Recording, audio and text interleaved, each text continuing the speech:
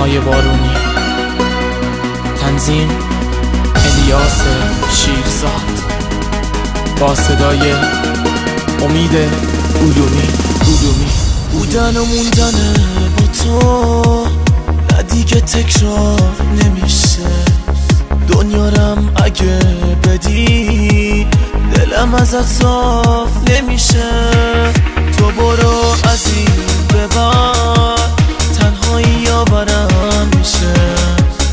نه دیگه دوست دارم محال باورم بشه.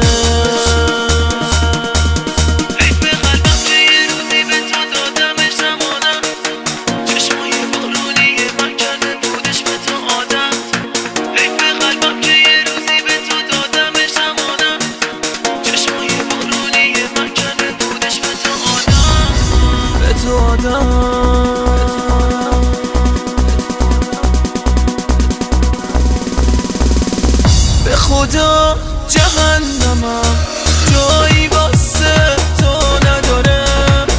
حیف آتیش که بخوام روی سر تو بباره.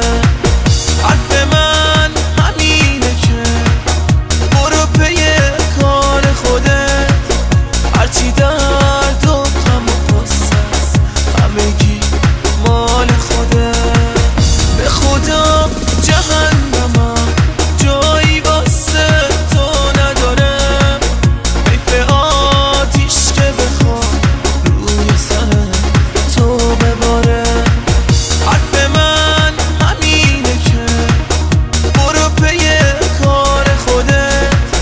هرچی درد و غم و غصه است همگی مال خودت.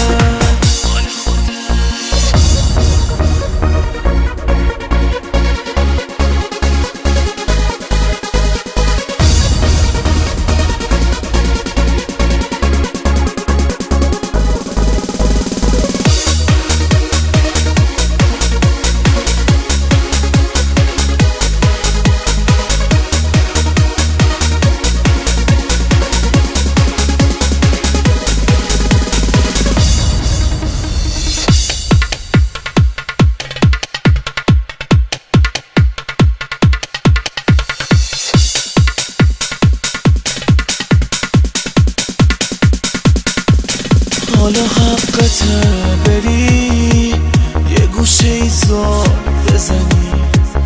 از غم نبودنم هی داد و فریاد بزنی.